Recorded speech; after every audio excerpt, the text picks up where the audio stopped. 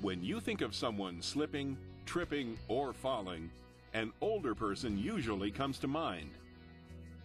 Chances are you probably know someone who has lost his or her balance and has experienced a serious fall. But the truth is that such accidents don't just happen to the elderly. In the workplace, slipping, tripping, and falling is one of the leading causes of injuries.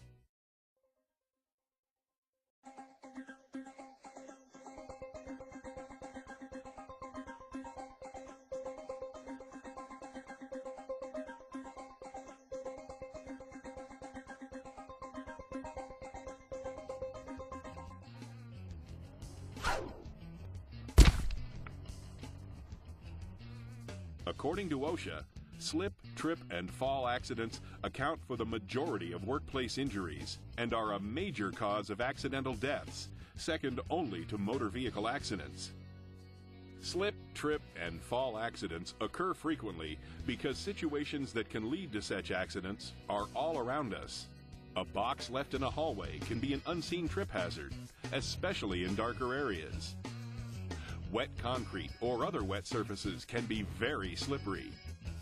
Reaching just a little bit more from a ladder can spell disaster. Most slip, trip, and fall accidents can be prevented simply by following safety rules and safe work procedures. In this video, we will examine types of falls, causes, prevention, fall protection, walking on wet surfaces, and falling.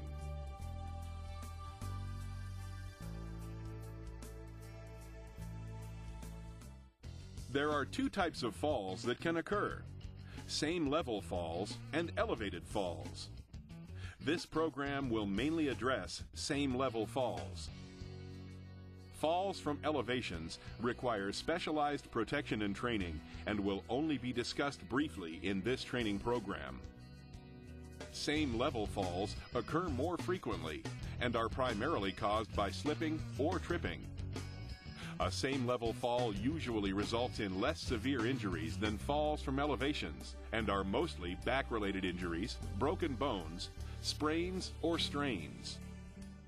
Although elevated falls occur less frequently, they typically result in more severe injuries and in many cases have led to a fatality. Elevated falls can occur from ladders, stairs, buildings, docks, vehicles, or other structures.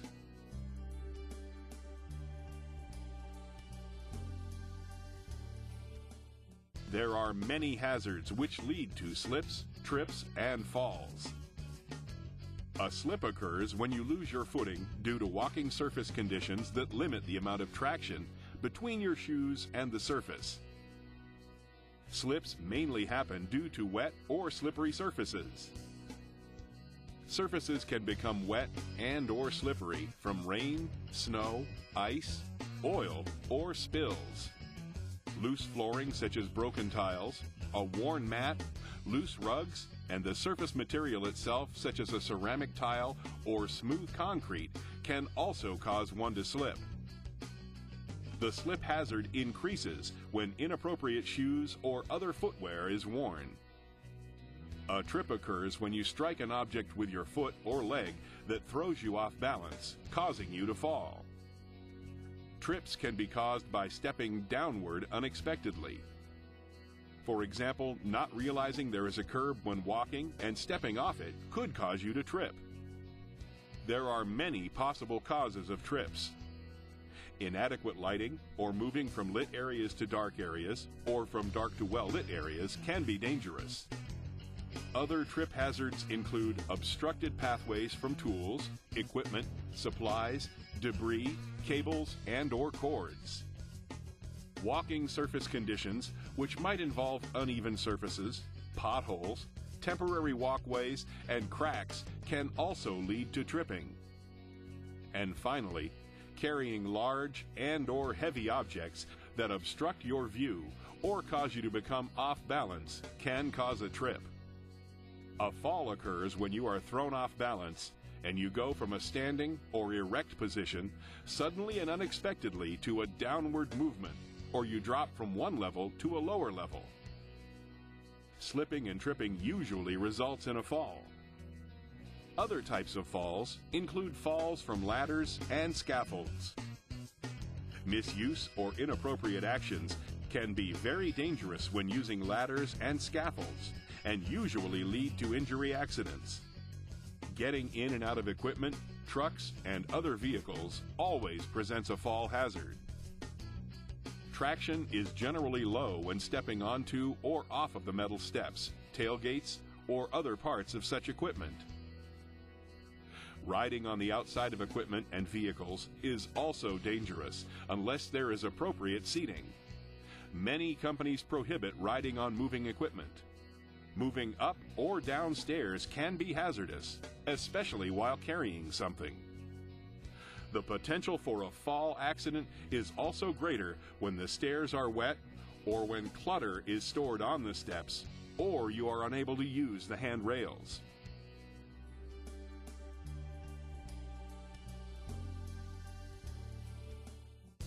Preventing slips, trips, and falls is an ongoing task. Every day you should look around and inspect your work environment for hazards or potential hazards. Be aware that the potential for hazards can change frequently, even during the workday. Employers and employees must be aware of their surroundings and take the necessary steps to minimize or eliminate hazards daily. Housekeeping is one of the most important aspects of preventing hazards. A messy work area leads to unnecessary hazards. Good housekeeping is the most basic step in preventing slip, trip, and fall accidents. Clean spills immediately. Delaying a cleanup potentially exposes many more people to the hazard. Use wet floor signs or barricade the area to identify wet areas. Never allow anyone to walk on a wet floor if possible. Remove debris and scrap frequently from work areas and place in designated locations. Keep walkways clear of materials, debris, and clutter. Always keep floors swept. Whenever possible, run cords, cables, and hoses overhead. Secure and cover cords, cables, and hoses that cover walkways. Lighting is important to maintain a safe workplace. Keep work areas well lit. OSHA has minimum standards for illumination that apply. If you see a burned out bulb, replace it or report it to your supervisor immediately so it can be replaced. Maintain appropriate lighting through the use of portable light stands if necessary. Do not allow the stands to become a tripping hazard. Move cautiously in minimally lit areas and when moving from well-lit to darker areas. Let your eyes adjust for a moment before moving. Wear dark glasses when working in direct sunlight, if practical. Stairways are always a tripping hazard. It is important to keep them free of materials and debris. Always walk slowly and use handrails when going up or down, taking one step at a time. Never carry a large item that obstructs your view of the stairs. Keep outside steps free of ice and snow. Ladders are another hazard that we take for granted. Never use a chair, box, table, or other objects not specifically made for standing on to reach elevated levels. Always use a properly designed ladder. Use only ladders meeting OSHA requirements and are appropriate and meet the weight requirements for the work being performed.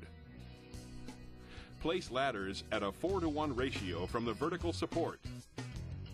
For every 4 feet of working length, the ladder base should be 1 foot out from the top support. Always tie off a ladder and let the rungs extend at least 3 feet above the landing surface. Never use a metal ladder on or around electrical elements. Always use a wood or fiberglass ladder that has been designed for use near electricity. Maintain a 3-point contact with the ladder whenever climbing, descending, or working from a ladder. 1 hand and 2 feet, or 2 hands and 1 foot. Scaffolding is used frequently to access areas and as working platforms. Never take scaffolding for granted. Construct all scaffolds according to the manufacturer's instructions. If you don't understand something, ask your supervisor. Install guardrail systems along all open sides and ends of platforms as required by OSHA. Use appropriate fall protection for scaffolds more than 10 feet above a lower level. Use caution when working with tools and building materials on the limited space of a scaffold. Provide safe access to scaffold platforms. Never climb cross bracing as a means of access. Masonry scaffolds have different OSHA rules. Make sure you are properly trained on PPE and its use. Always use appropriate PPE and use it properly. Wear proper footwear for the work site. Watch where you are walking. Pay attention and do not allow yourself to be distracted from the task at hand. Never rush through a task. Work at a normal pace. If you don't understand, ask your supervisor. Carry fewer objects and make more trips. Get help moving large, heavy, or awkward-shaped items. Report all slip, trip, or fall accidents, even if no one was hurt. This will allow changes to be made to avoid the incident from reoccurring. By not reporting, someone might be injured if it happens again.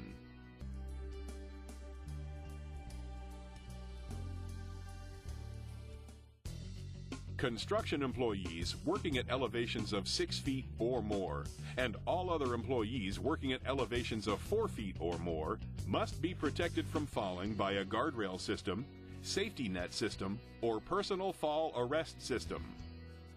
This OSHA-mandated rule applies to ramps, runways, open-sided floors or platforms, and other working and walking surfaces.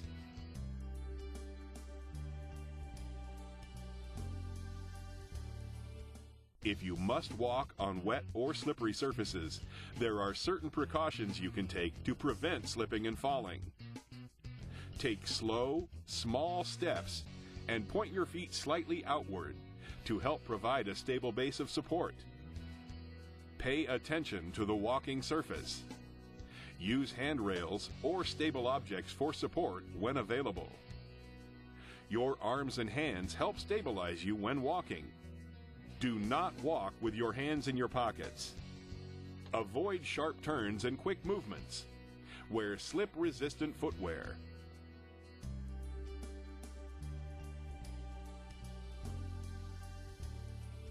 The purpose of this training program is to prevent falls, but should you fall, it is important to know how to fall to minimize injury. As you are falling, twist or roll your body to the side. Tuck in your chin and turn your head. It is safer to land on your buttocks or side than your back.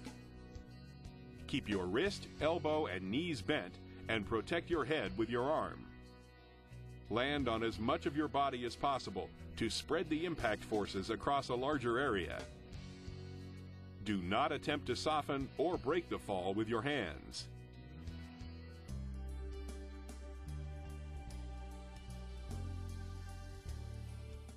Slips, trips, and falls continue to be a major problem in the workplace.